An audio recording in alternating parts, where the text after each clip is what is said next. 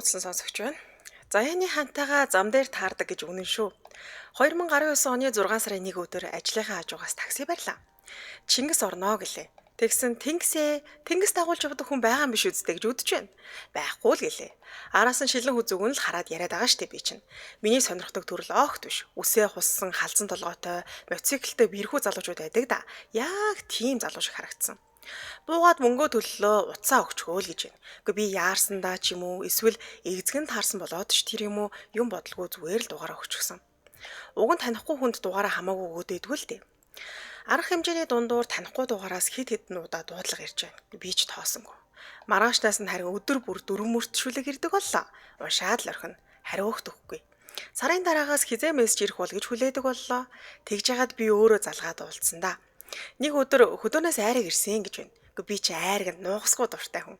Тэр 100 ууж амжааг байсан юм л та. За ингээд 20 литрийн шар савтай айраг барьсан залууг дагаад буудалд ороод гинтчихсэн. За нэг удаа намайг энийг уянгалуулж чаддгүй гэж. Яавал буудал руу айрагтай нэг л. Яг болно айрагнд бол болно. Энэ ч одоо нэг цоцсон штэ. За нэг удаа намайг гэрт хөргөж өгөөд би 3 бүсгүүтэй зэрэг уулзж байна. Чи л надтай суух сайн бүсгүй бололтой чамааг алдмааргүй байна гэсэн. Би гэдэг хүн чинь машины ярын суудалд шилэн үзүү харж суусаар байгаад гэрлэх санал авчихлаа шүү дээ. Яг л үннээ хэлсэн хөөрхөн санагдаж байлаа. Надаас өөр ийм онцгой гэрлэх санал авсан хүн баг байхгүй хаа. За тэгээд анх зам дээр таарснаас хойш жил хүрээгүй анхны хүүхдээ үлгээд авсан. Удалгүй бас нэг хүүхэдтэй болсон. Хожим нь манай хүн машинаа солих гэхэд нь бит хоёрыг уулзуулсан машинаа зарах гэж зарж яах гээд байгаа юм бэ гэж би их л дургуутсан. Ирүүлсэн мөртүүдийн тухайд манай хүн надад номноос хуулсан гэсэн. Гэхдээ энэ ч одоо даваа гаргийн дугаар биш үстэй. За ер нь тийм. Гэхдээ гол нэг чи хараа талыг хуулсан байгаа байхгүй. Талыг өөрөө битсэн гол нь. Тий. За тэгээ хүүхдүүдийнхээ хурмыг нэжгэр хийж өгнө гэд хамтдаа амьдралаа өөдөн татаад хурим дээр залуухан аав ээж харагдчих гээд нэг нь гүйж нөгөөх нь бүжиглээд биеэ өөдөн татаад сайхан амьдарч байна. За энэ хантайгаа тэр 100 зам дээр таарсандаа бид хоёрын жил ивэл махбод ивэл төрсөн орд хүртэл ивэл. За энэ хантайгаа зам дээр таарна гэд хөвтөө зураг авахуулаад шеэрлээд байдаг дүү нартаа хэлэхэд битгий хөвтөөд босоод аалахгүй ийшээ тийшээ хаар гараа өргөөд замын хажуугаар яваа гэж захиа да. За тэр өдөр бит хоёрыг уулзуулсан бүх зүйлд талархъя гэсэн байна. Гэтэ тэр залуу үнэхээр шудраг залуу юм дээ. Шууд би одоо 3 хүүхэндээ зэрэг явчаа. Чийл дундаас таалагдаад энэ чамтаа сууя. Чамтаа сууя. Тэнгүүтээ дараанаас хөрхөө. Би номон дээрээс төшүүлж болоо бичсэн юм аа. Тий. Гэхдээ тал нь бол би өөрөө бичсэн. Ямар хөөр юм яа. Гоо шудраг л шүү дээ. Үнэхээр шудраг залуу байна. За дараагийнх нь гологцсон 2 гинэ. Урин дулаан ирж ханш нээсэн хаврын тэр өдөр хүсэн хүлээсэн хүүгээ үлгийдэн авч баяр жаргалтай байлаа. Би олны бэлэгшээдгээр 37-ны жил дээрээ хүүтэй болохыг эртнээс хүсэж төлөвлөн болсон нь энэ байв. Нөхөр маань намайг төрөх эмнэлэгт яаралтайгаар хэвтэх эмчийн зөвлөгөөгөөр сарын өмнө эмнэлэг твтүүлээд төрөн төртөл өдөр бүр хоол цайж авч ирэхээ хажуугаар гэр орон 2 хүүхдээ харж хандаж төрсний дараа шин шул уулгана гэж шинэхэн хоньны мах өргөчөнд нямбаалан бэлдсэн байлаа. Гэзэр хаалганы дараа би дээрдэж хүүгээ сувлагчаар үлгэдүүлэн эмнэлгээс гарлаа. Ээж нөхөр хүүхдүүд маань бяцхан ширээ засаж шинэ хүнээ угтан аваад ямар нэг сонирхолтой үзэсгэлэн үзэж байгаа мэт хүүгийн үлгийг задлан мушилзаж мурчаанах нял хүрийг минь өхөөрдөн хайрлаж хүн бүрийн нүүрэнд инээмсэглэл гэрэлтэн гэр минь баяр жаргалаар бэлхэж байлаа. Тэр өдрөөс хойш хит хонлоо. Гэзэр хаалгаар төрсөн болохоор эхний өдрүүдэд сүү орсонгүй. Арай гэж сүү орохдоо зэрэгцэн хөх хагарч эмзэглэн, шөний хитэнтэй сэрж хуурайлна. Тэр бүрт нөхөр минь хажууд байхгүй, гэртээ хонхоо байсан байв. Нялх биетээ шөндөө нойргүй онох би гомдох, бухимдах зэрэгцэн хаагуур яваад гэртээ үзэхдэггүй байгааг нь асуухад эхэндээ таксинд явчихад ирлээ гэдэг байсан бол дараад нь ангийнхантайгаа уулзсан, найзуудтайгаа уулзаж ууж идээд хоноод ирлээ гин. Би дотроо гомдонгоо эмнэлэгт байхад зөндөө асарч гүйсэн юм чинь за яах вэ гэж бодон хэрвээ хүүхний асуудал байхгүй бол ууж идсэн чинь юм хэлэхгүй гэж төвчөө өнгөрүүлнэ. Нөхөр маань уурхаад ээлжийн ажилтай 14 гараад 14 хоног гэртээ амардаг байв. Гэтэл амрах 14 хоногтоо гэртээ хонохоо байсан байлаа. Өдрийн цагаар хаяахан гэртээ үзэгдэнэ. Орой болохоор таксинд явлаа гэд гарна. Үүрээр ирээд цаг унтаад мөл таксинд явах нэрээр гараад явдаг болов. Би нэг зүйл болохгүй байгааг нөхрийнхөө байгаа байдлаас мөн эмэгтэй хүнийхээ зүн совингоор мэдэрч байсан. Нөхөртөөгөө ярилцах гэж мөн ч их оролцсондоо тэр надтай ярилцах нь бүхэл хамт байхыг, хүүхдээ харахыг, гэртээ хоол хүнс байгаа үгүйч мэдхийг хүсэхгүй болсон байснаас гадна утсаа кодтой болгосон байна. Энэ бүхэн нь нялх биетэй надад үнэхээр хэцүү байсан. Яагаад? Яагаад ингэж байгаа юм бол? Юу болсон бол гэсэн асуулт эргэлдэхийн зэрэгцээ арай төрхийн өмнөх сар төрсний дараах сар дотн харилцаанд ороогүй болохоор өөр хүнтэй болчихсон байх та гэсэн гомдмоор бодол толгойд эргэлдэнэ. Хэсэг уйлж гуйж ээрч ээж нөхрийнхөө амнаас хачин таагүй зүйл сонслоо. Нөхөр маань би ангийнхантайгаа уулзаад тэгээд ангийнхаа нэг охинтой харин ийм юм болчихлоо. Би үннээ хэлж байна. Намайг уучлаарай гэж ажил дээрээ байхдаа надад хэлв. Үүнийг сонсоод надад тийм гэхийн тэмдэггүй их гомдол, цөхрөл, гуниг уур хилэн зэрэг төрж нулимсмэн зүгээр зогсолтгүй асгарч байлаа. Тэр хар өдрөөс хойш нөхрийн эзгүй шүн бүр би ялхүрээ тэрэн хичнээн олон зуун удаа шаналж байлснаа мэдэхгүй. Энэ үеэс Эдрээд энэ түүх эхэлсэн юм. Би ажлаас ирэх хүртэл нь бодсон. За яах вэ? Миний ханиг алдаа л эз намайг ойртуулахгүй болохоор ингэж дээ уучлая гэж бодсон. Нөхөр маань ч гэмшингүй байдалтай ажилласаа ирлээ. Би уужлагаар шийдсэн байсан ч дотор өнөө муухай явдал нь бодогдож гараад явхад нь хаашаа явж байгаа бол нөгөө хүүхнөргөө явсан биш байгаа гэсэн бодол төрнө. Гэсэн ч аль болох сөрөг бодлоо дарж урдийн хിവэр халамжтай хань байхыг хичээж байлаа. Хэсэг хугацаа өнгөрлөө. Нөхөр маань нэг л биш хിവэрэ. Гэр орон маань цанаал нэг ил хул бүүдгэр хийсэн хоолоо ганцаараа нулимстайгаа хольж идэх тэр мэдрэмж үнэхээр аимшигтай. Өмнө нь хүүхдүүдтэйгээ аавын хийсэн хоолыг ширээ тойрон суугаад баяр баясгалантай амтархан эзэцгээдэг байсан. Тэр хоолны ширээ эзгүүрч хүүхдүүдтэйгээ шахацалтан суугаад дуртай амттнаа идээд ямар кино үзэхээ сонгон бөөндөө тухалдаг байсан тэр буйдан эзэнгүү хоосон. Ганц ханан дүлгөөтэй гэр бүлийн зураг минь л энд ийм элэг бүтэн гэр бүл байсныг сануулна. Нэгэнт гэрийн уур амьсгал ийм болсныг ээж минь анзаарсан уу гэлтэй хүүхдүүдэд муу муухай юм үзүүлээд сонсгоод яах вэ гэсэн шиг том хоёр хүүхдийг минь гэртээ байлгахаар аваад явсан байсан үе юм. Маршрутынхаа дагуу нөхөр маань үүрээр ирээд ганц цаг амраад эргээд таксинд явлаа удахгүй ирнэ гэд гарлаа. Алдааг нь уучлаад өнгөрөөхөр шийдснийг мэдсэн хэрн олон өдөр шөнө энэ завхаарлаа тэр болсонгүй. Би маш их тисэж твчиж хамаг сайнараа хандаж амьдралаа бүтэн авч үлдэхийг хүүхдүүдээ аавтаа байлгахыг маш их хичээсэн. Хоёр дахь удаага амьдарч байгаа бидэнд уг нь ахин алдах эрх байхгүй юмсандаа гэж үнэхээр хичээжээ. Тэр өглөө удахгүй ирнэ гэсэн нөхөр маань ирээгүй. Аргаа барж бачимдан бачуурсан гомдон цөхөрсөн би түүнлөө уцаар залган амиа хорлох тухайга хэлээд өөрийгөө гимтэйгээд ухаан алдчихсан. Нэг сэрэхэд гэрээр дөрөн хүмүүс дүргний эмч цагдаа орцны жижүүр хажуу айлын хөрш гэх мэт надад тусламж үзүүлж миний биед санаа зовсон хүмүүс цугалсан байлаа. Тэр өдөр намайг уцаас тасалсны дараа нөхөр хажуу айлаар дамжин балконыг хаглаад орж ирж тусламж үзүүлсэн юм байна лээ. Гэхдээ харамсалтай нь би азар амьд гарсан ч нөхөр минь маргааш нь нөгөө хүүхэнтэйгээ уулзсан хэвээр л байсан юм. Нөхрийн хүүтэн хүндий харц доромж байдлаас гадна тэр хүүхдэнд хүртэл тэжээгчээ алдахтаа бэлтгэж басамжлан доромжилжээ. Энэ бүх үйл явдлыг би гэрээхэндээ хэлж зүрхлэхгүй байлаа. Учир нь энэ алдаа миний нөхрийн анхны алдаа биш байсан. Би айлын дунд охин, ах, эмэгтэй дүүтэй гурвуулаа. Ээж маань биднийг бүгдийг нь ихтэй сургууль төгсгөж, боловсралтай болгож, арх тамхи элдв муу мухаа бүхнээс холуур хүмүүжүүлсэн. Харин би гэдэг хүн өөрөөсөө эсрэг тэсрэг хүнтэй таарсан юм да. 10 жилийн сургуулаа төгсөөд гадагшаа явж сурах төлөвлөгөөтэй байсан би 16хан настай нөхөртөөгөө танилцаад үерхэж найзлаад 20 настайдаа анхны охиноо үлгийдэн авч амьдрал эхэлсэн ч охиноо ой гарантай байхад тэр мөн л гэр бүлийн гадуур харилцаа үүсгэж өөрөөсөө насаар нэлээд ахмад хүнтэй зууралдаж гэр бүлээ сүйтгэсэн байдаг. Тэр үед энэ хүн л миний ертөнц гэж харж итгэж явсан надад хорвоо дэлхий хөмрөх шиг болж олон хоног нойр хоолгүй хямарч явсан. Би уучлж чадахгүй бүхэл бүтэн 10 жил ганцаараа охиноо өсгсөн. Бас хүнтэй цуусангүй.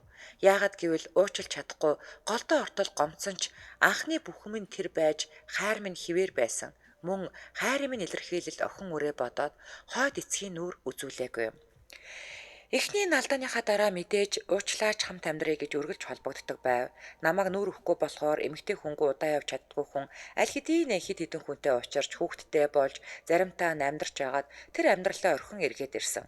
Урт хугацааны дараа би түүнийг бүрэн уучлсан байсан. Түүгээр зогсохгүй анхны шигээ надад бүх зүйл сайхан гэрэл гэгээтэй санагдаж амьдралын их хүсэл тэмүүлэл дүүрэн эргэн нээлсэнсэн. Ахин алдаж харуулслын нулимс урсгана гэж яахан санах вүлээ? Би нөхөртөө ганц л зүйлийг тодорхой хэлээд дахин араас нь зуралдахгүй орхисон юм. Тэр нь эмэгтэй хүний хамгийн эмзэг нялх биетэй үед бас дээр нь өнгө зүс гундаж жин нэмэн гидсмэн язарсан ажилгүй орлогогүй хамгийн 0 цэг дээрээ байх үед намаа гольж улаан цурам нялхуурээ харааж биднийг хаян бүтэн амьдралаа сөрүүлсэн чамд голдоо ортол гомдож байгаач чиний хараас нь нялхах уу 90 цент хүрэх болно. Чиний голоо тайсан эмэгтэйг хэн нэгэн хайрын дээдээр хайрлах болно. Чиний орхисон орон герт нэг л өдөр нар гээж аз жаргал ирнэ. Цаг цагаараа байхгүй дээ л гэж хэлсэн. Бидний хэрэгж нийлэхэд гэрийнхэн маань таата байгаагүй болохоор би ингэж зүдэрч байгаагаа гэрийнхэндээ мэдэгдэж санаа сэтгэлийг нь чилээхийг хүсээгүй. Харин дотны гих цөөхөн найзтай ярьж багаан тайлгарах гэж оролддог байв. Нэг өдөр найз маань нөхөртөө минь холбоотой болсон хүүхний ар гэр ах トゥ таньдаг гих бүхий л хүн рүү миний яаж зов чаналж байгааг чатаар бичээд тэр хүүхний аваач гэж сануулснаа надад дуулгасан. Хичнээн найзаа гэж намайг ботсон үйлдэл байсан ч арай хэтрүүлсэн байсан. Нөхөртөө минь явсан тэр хүүхэн 4 хүүхэдтэй. Том охин нь миний охинтой үе байсан. Охин руу найз минь мөн нөгөө чатаа явуулаад аавдаа дамжуулаарай гэсэн байв. Аавынх нь хаяг утас тодорхойгүй байсан болохоор охин руу нь явуулсан юм билээ. Би үүнийг мэдээд их эмзэглсэн. Өсвөр насны охин ээжийнхээ айл гэр өмүүлж явааг мэдвэл ямар хэцүү байх вэ гэж бодон санаа сэтгэл зовж аав руу найзынхаа өмнөөс уучлаарай гэдэг чатыг явуулж билээ. Ингэж би анх тэр хүнтэй холбогдсон юм. Ээж арай зөрүүлээд нөхөртөө холбогдсон юм шүү дээ. Чатны хариу ирлээ. Миний 4 хүүхдийг төрүүлсэн хүн тийм ч муу хүн бишээ. Түүнийг уучлаарай гэж эхнэрийнхээ өмнөөс уучлалтгүйсэн байсан. Бид хоёр хэсэг чат бичилцлээ. Тэр бас над шиг хаягдсан нэгэн байж бүр 4 хүүхдтэйгээ хоцорсон эцэг байв. Яагаад ч юм тэр залуу бид хоёр 24 цагийн дотор хизээний таньдаг бие биеэ мэддэг хүмүүс шиг ойр дотн мэдрэмжтэй болцоосон байсан. Эхэндээ уцаар ярих тухай бодол байхгүй зөвхөн чат бичиж гэртээ эзгүү нөхрөө эхнэртэй нь байгаа эсхийг асууж өөрийнхөө ямар хэцүү байгааг би байнга бичдэг байв. Тэдний хуучин гэрт эхнэр дээр нь манай нөхөр очдог байсан юм билээ. Хуучин гэр нь болохоор хүнээр асуулгаад манай нөхрийн машин байгаа эсхийг мэддэг байв. Өө заац бүр амар. Тэр надад ямар байгааг мэдэх болохоор нөгөө хоёрыг хамт байгаа гэж үнийг нь хэлхийг хүсэхгүй хэрнэ аргагүй миний гуйлтаар хэлнэ. Тэдний хамт байгааг мэдээд би ихэд шанална. Зүрх сэтгэл урагдах шиг маш ихээр гомдож зөрхөртөл байлна. Тэр залуу зайлуул өөрөө бас л ижилхэн зовлон туулж байгаа хэрнэ над руу бүх зүйл сайхан болноо битгий уйлаа гэж хэлж тайвшруулдаг байсан. Найз уучиг зөвлөгөө өгөхгүй тэг ингэж зааварлахгүй миний өмнөөс үйлдэл хийхгүй зүгээр л ойлгодог байлаа. Хэцүү үед хүнд ер нь сонсох ойлгох хүн л хэрэгтэй юм шиг байна лээ дээ. Тэр надтай зовлон ихтэй болохоор маш сайн ойлгодог байсан юм билээ. Учир нь төд удалгүй тэр сэтгэлээ нээж өөрийнхөө тухай бичиж эхэлсэн. Түүний эхнэр яг л манай нөхөр шиг замналтай хүн байсан. Дугуугаа олно гэдэг шиг тэр хоёрын бүх зүйл ижил төстэй.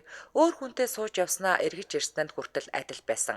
Тэр залуу хүн сонсоход бэрх амьдрал туулж эцэстээ 4 хүүхэдтэйгээ өрх толгоолон үлдсэн хүн байлаа. Өдөр ирэх тусам түүнтэй холбоотой байх хүсэл төрж нөгөө их урсаад байсан нулимс минь багаар татарч өнөө их шаналаад байсан зүрх сэтгэл минь уучрч эхэлсэн.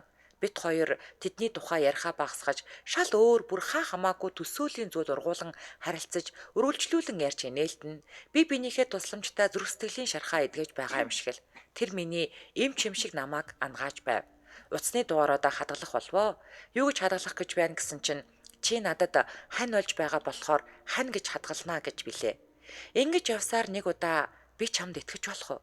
Би чамайг хайрлаж болох уу гэж асууж илээ. Тэгэхэд нь би арай бэлэн биш байна гэсэн ч уцсны цаанаас өөрийн ирэхгүй бидний харилцаа ойр дотн хайрын мэдрэмжтэй болж өдөр хоногуд тааламжтай өнгөрөх болов. Нэг өдөр тэр залуу чи хүүхдтэйгээ манай нутагт ирж агаар салхинд гараад тайвшраач гэснээр бид хоёр анх уулзаж түүний сайхан хангаад очиж үлээ.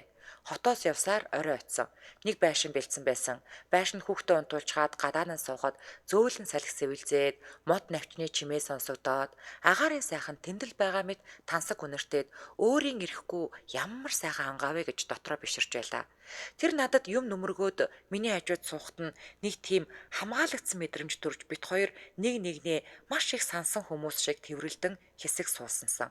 Тэр яагаад ч юм сандраад байх шиг санагдсан. Дараа нь асуухад нэг хөөрхөн чамд хүрч болох болов уу? Гарыг нь атгаж болох болов уу? Тэвэрч болох болов уу гэж имэж байсан гэж билээ. Тэр өдрөөс хойш түүнийхээ харахаар зүрх сэтгэлийн минь шаналл үгүй болж харин зүрхний угаас хайр ундарч хайрын харцаар хардаг болсон доо. Түүний нутагт хэд хэдэн удаа очисон. Очих бүрт нялхууг минь харж хооллож, унтуулж, намайг бүтэн нойртой хонуулах гэж хичээж байхыг нь харахаар улам бүр хайр хөрч түүнийг би чин сэтгэлээсээ хайрлах болсон юм. Гэрт нь байрлахаас эмээж гэрийг нь тойроод майханд эсвэл байшинд байрлаж байлаа. Гэрийнх нь биднийг анзаарч эхэлсэн. Нэг өдөр надад нэг хөөрхөн нандин зүйл хэлж байлээ. Би аав ээжийнхээ тахлын ширээний өмнө суугаад аав ээжээсээ энэ эмэгтэйг л миний эхнэр болгож өгөөч гэж уйлаад гуйсан гэж ичингүүрэн ярьсан. Дараа нэг бороотой өдөр мөн тэгж гуйсан гэд хэлсэн. Түүний энэ мэд гүн гүнзгий утга учиртай үг үйлдэлүүд нь улам бүр намайг татаж өөрт нь дурлуулж байлаа. Би түүний хувьд ямар үн цэнтэй эрхэм нандин хүн бэ гэдгээ мэдэрч байсан юм. Тэр маань ч гэсэн өмнө нь хизээч ингэж ихээр хүн хайрлаж, хүнээр хайрлуулж, хүнлэгдэж байгаагүй дурсан дэндүү жаргалтай байгаа мэдрэмжээ хуваалцдаг болов. Удалгүй намайг гэрийнхэнтэйгээ танилцууллаа. Миний тухай өмнө нь найз маань ойр дотных нь хүмүүст явуулчихсан байсан тул би нилээн ичингүүрсэн ч гэрийнхэн нь бүгд надад сайхан хандсан. Түүний дөрөв хүүхэд миний хүүхдэд хичнээн сайн гэж яг л төөрөлдсөн ах дүүс шиг. Түүний эгч нь хэлэхдээ миний жил орд бүгд түүний ээжийнхтэй ижил байна. Ээж нь явуулж дээ гэд гологцсон хоёр минь хаяад явсан хүмүүсийн аманд орохооргүй сайхан амьдрах хэрэгтэй шүү гэж хэлээ. Одоо би түүний гэрт нь очдог болсон. Нэг өдөр цай чанаад аав ээжийнхэн дахлын ширээн дээр цайныхаа дээжийг тавьсан. Тэгэхдээ яг юу гэж хэлэхээ мэдэхгүй зүгээр л тавиад үлдээсэн дээ. Ямар би ирлээ гэлтэй биш. Харин төдийгөөс өдий хүртэл босгосон амьдралаа нураасан хоёр маань уламжлал ёсороо наригд цингэн аригт арсаа ууж идээд унган зангаа таньцхаагаад хоёр тийш болсон сурагтай. Хаяад явсан бардам нөхөр одоо цаг үргэл залгаж чам нь ямар хэцүү байсныг маш сайн ухаарч ойлголоо. Ганцхан боломж олгооч гэж уйлж гуйж ирээд төв болоод байгаа. Салсан нөхөр амгалан тавин байдал алдагдуулаад байна гэд цадаад өчгдөг болсон. Эрэгтэй хүн хизээч засран гэж байдгүй юм байна лээ шүү октод минь. Чиний насаараа үнэнч зөв явсан чинь тэр хүнд октоос хамаагүй.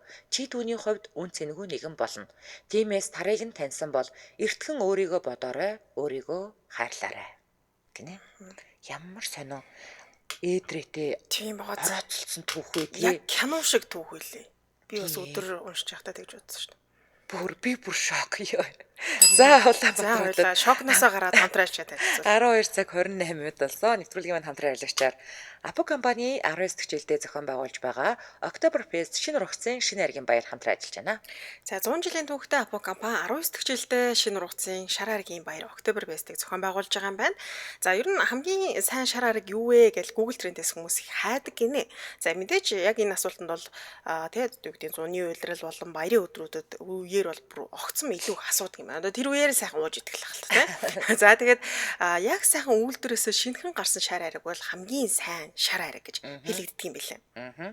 За тэгэхээр та бүхнийг 10 дугаар сарын 3, 4, 5-нд M-банк аренад хүрэлцэн ирж дуртай хамтлаг дуучдынхаа дууг сонсонгоо шинэ ургацын шар айргаа ууж баяр наадмаа хамтдаа тэмдэглэхийг урьж гин. За тэгээд тасалбараа та Shopee цэгийн аваарай.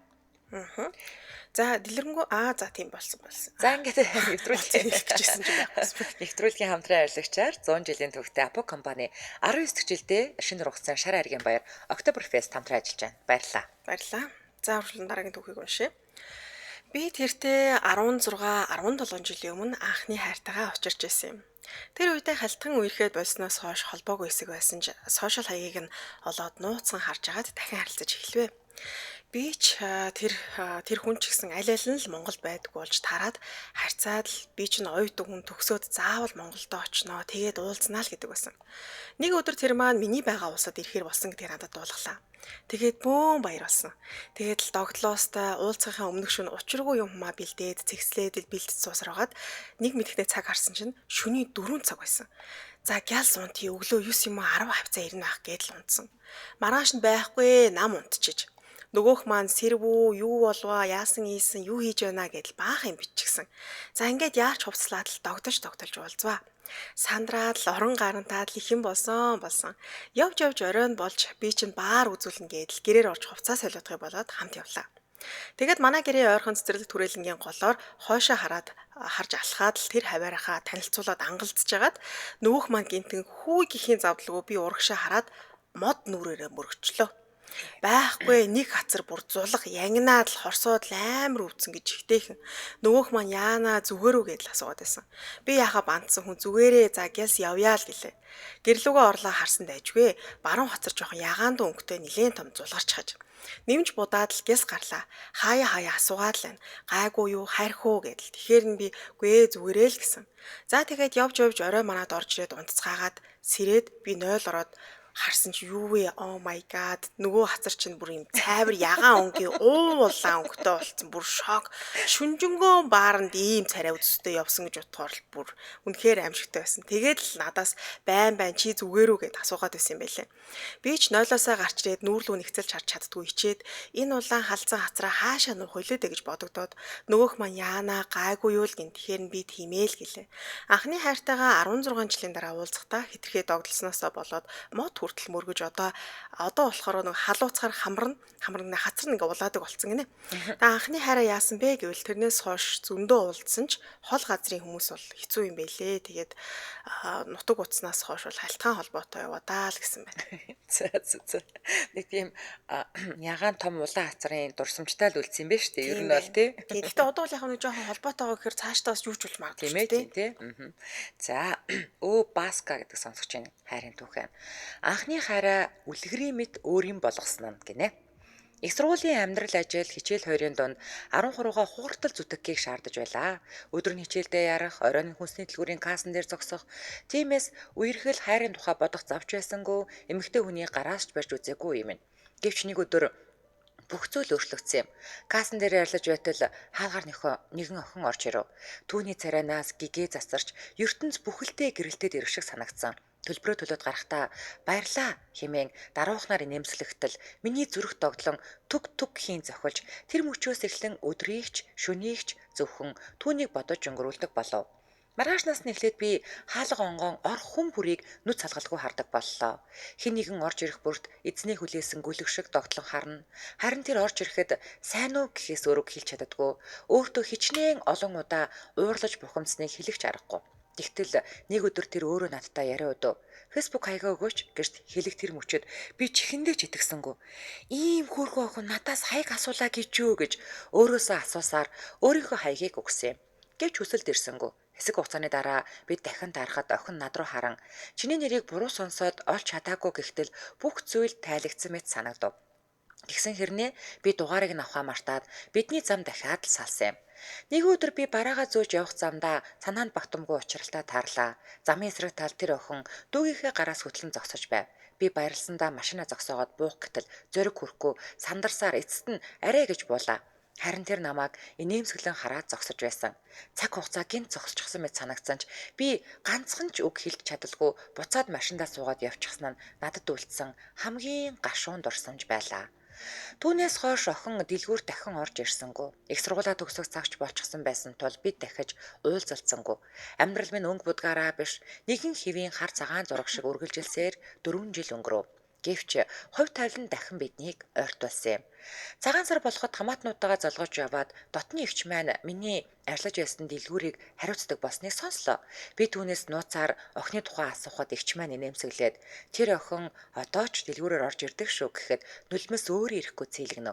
Удалгүй эгч маань надад дугаарыг нь өгч баярлаж хөөрсөн би шууд залгасан ч нэг эрэгтэй хүн аваад тийм хүн байхгүй гэхэд газар дээрээ тэнгэр нурсан мэт санагдсан. Хожим мэдэхэд дугаарынх нь нэг цифрийг буруу тэмдэглэсэн байсан юм байна лээ л дээ. Гэсэн ч амьдралын гайхамшиг хизээд би нэгэн өдөр тэр охин өөрөө фэйсбુક дээрээс надад найзын хүсэлт илгээсэн юм. Чиний хаягийг ихчээс чинь аваад хайж оллоо гэсэн загтлыг нь унших тэр мөчөд миний олон жилийн хүлээлт гуниг бүхэлдээ сарнин алга болов. Түүнээс хойш бид хоёр бие биенээ таньж, хайрлаж, хамтдаа амьдралын шин замд гарсан. Өнөөдөр бидний хайрын жимс болсон хөөхөн охин биднийг улам бүр холбож амьдралыг минь үлгэрийн мэт болгосоор л байна гинэ. Ямар Харин хөөрхий.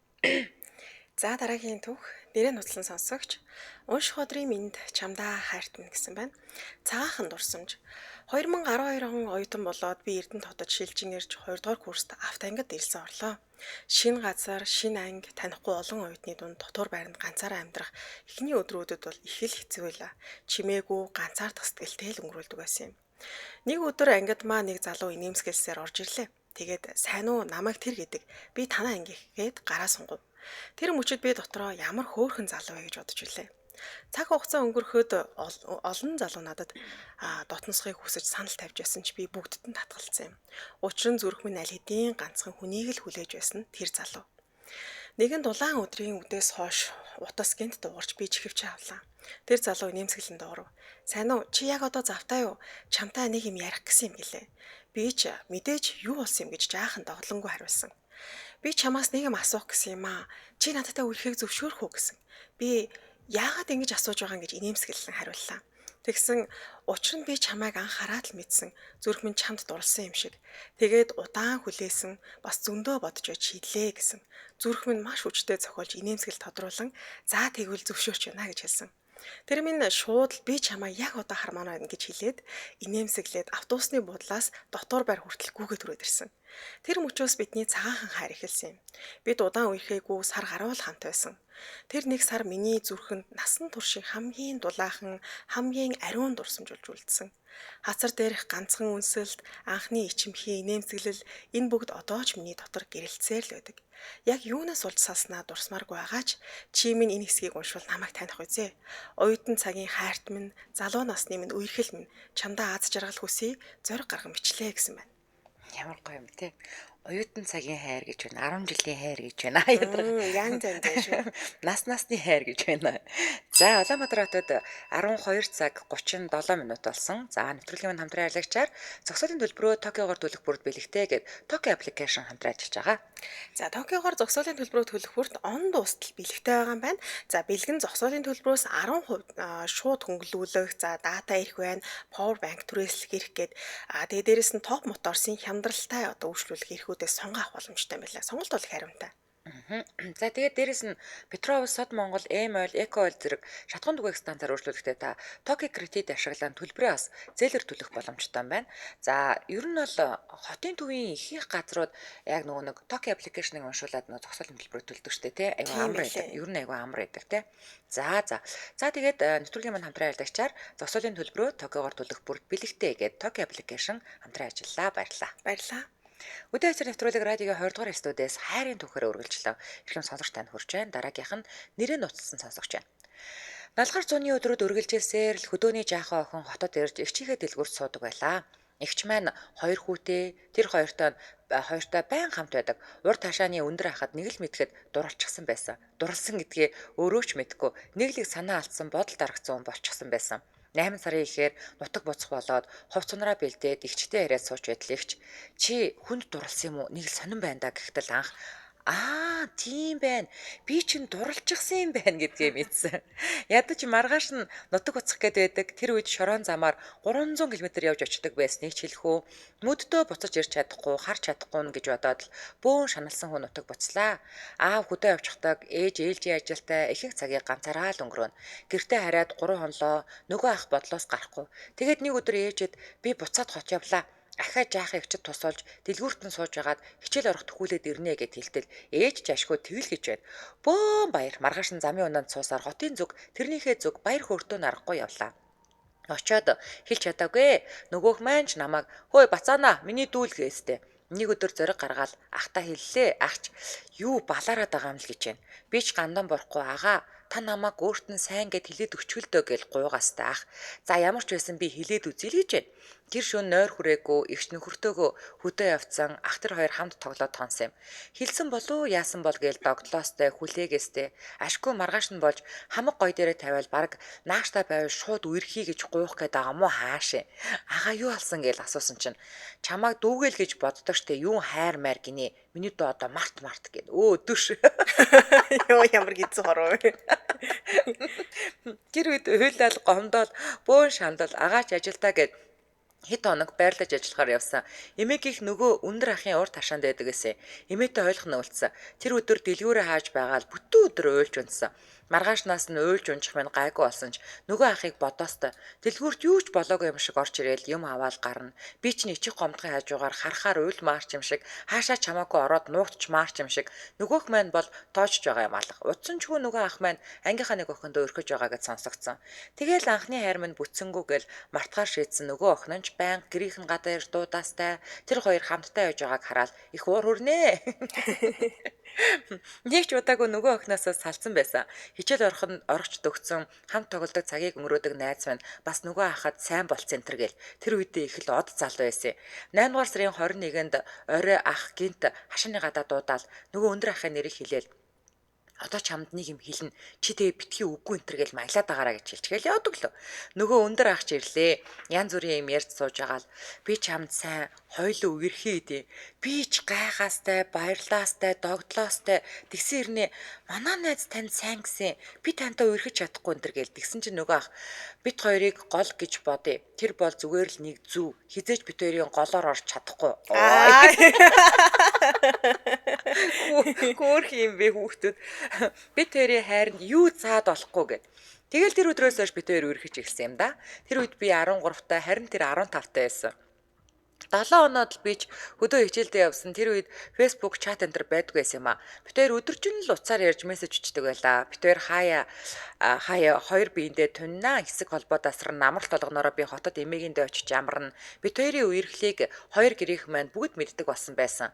Ингэж явсаар 4 жил үерхсэн. Ингээд би 10 дугаар анги тэр маань боксер хичээлдэг амжилттай яваад тамирчин болсон байв.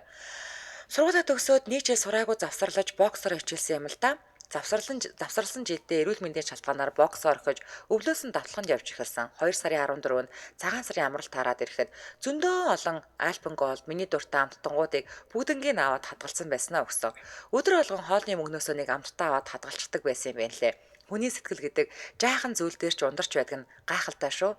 Ингээд 100 LCT ерхий шалгалтаа өгөөд 10 жилийн сурагч би найз залуугаа дагуулan их сургуульд оруулж өгөхөөр олон сургуулиудтай уулзаж үзсний эцэст газарчин сургуулийн уул уурхай ангид найз залуу маань орсон. Би төгсөх ангид харин тэр минь их сургуульд орсон ч нөгөө л янзаараа өдөржин ярьж мессеж бичилсэн.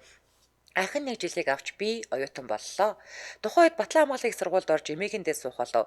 Бид хоёрын сургууль ойрхон байсан учраас хамтдаа хичээлдээ явна. Төрүүл хичээлэн тараад намайг тартал таксинд явна.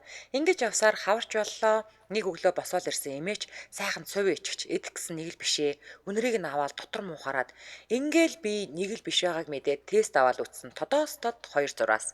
Өө бурхан минь яанда дөнгөж оюутан болж ирээд жирэмсэн болчихлоо. Ээж аавдаа яаж хэлнэ гэж бөө юм бодоостай. Харин манай хүн айж байгаа ч юм алга баярлал.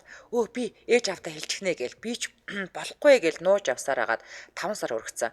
Би угаасаа жижигхэн биетэй анхны жирэмсэлт болоод ч тэрүү гидснээг том болоогүй байсан. Сүүлдээ хөөхөн цүдийгээд нуух аргагүй болсон.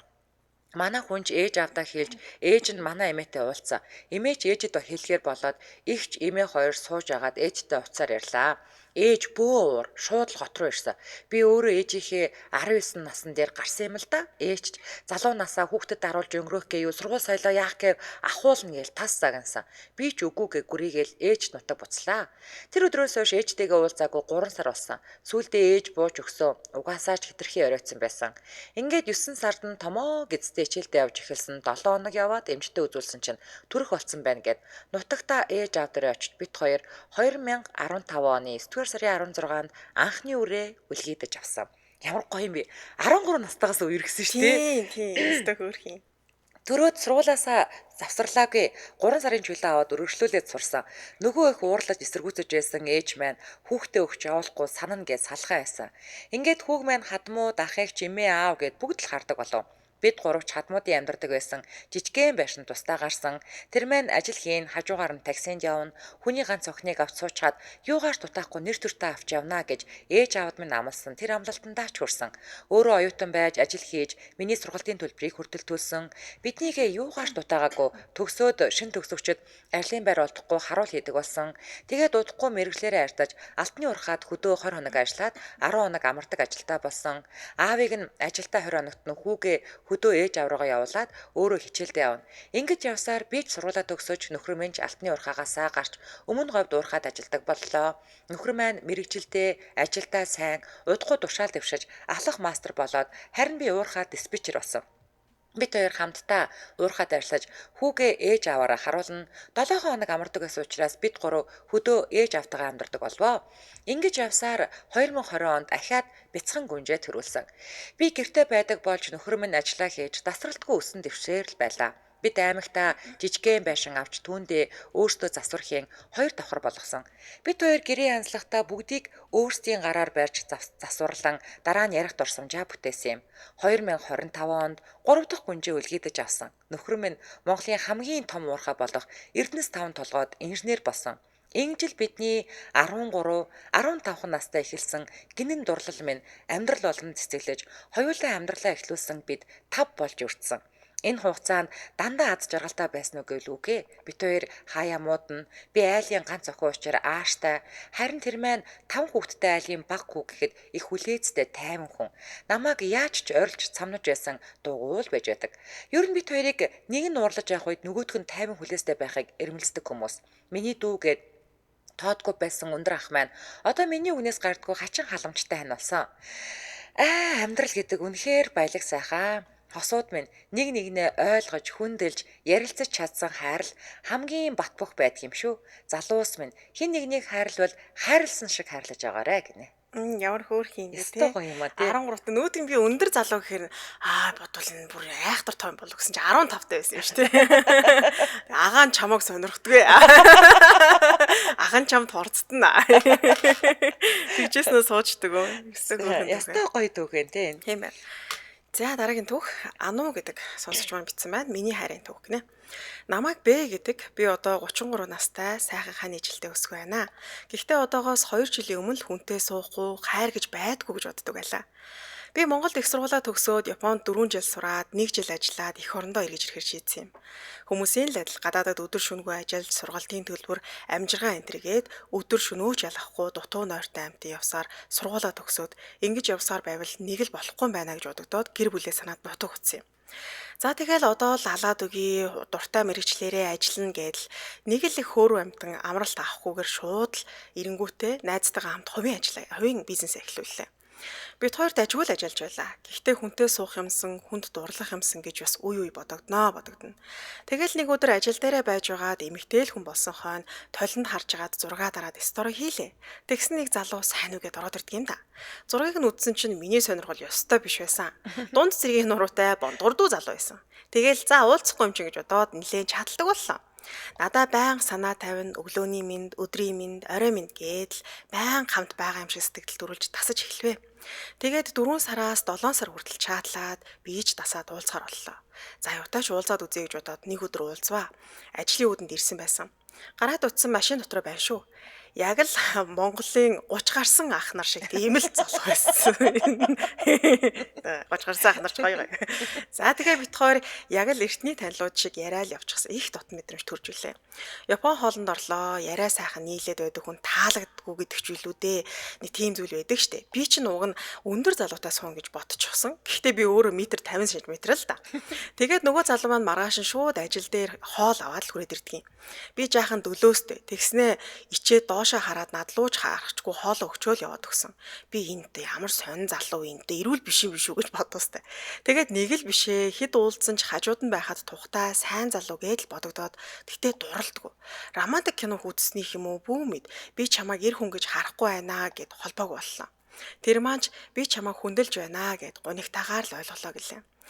Тэгээд нөгөө байнга бичдэг хүн чинь бүр таг шүү, жаахан гомдоостай. Гэхдээ уг нь өөр бие болиё гэж хэлсэн шүү дээ. За тэгсэн 10 сарын 28 боллоо. Одоо бол энэ өдөр бит хоёрын үерхэж эхэлсэн тэмдэглэлт өдөр. Энэ өдөр хамт ажилладаг найз эгч хоёр маань жаахан ууд сууя гэд би тэгэхэд ажлаа тараад хамт ажилладаг эгч уухамд яваад иртэл нэг хүний 2 сүүжүүгээд бодоод үзэхэр чинь 6 сүүжүү би чи өөрөө 2 пив л уудаг хүн л тээ. Тэгээ жоохон гайхаад тэгсэн үеэл ахыгаа дуудаад хургуулах болоод би тэгэхэд байж утал би байхгүй нөгөө болохгүй гэдээсэн залуу руугаа чат бичээд ирүүлжээ бүтгэхгүй. Намайг машинтайгаа явж байгаад асуудалд орж гэж бодоод бондоогоод гүүгээд иржээ миний хайр.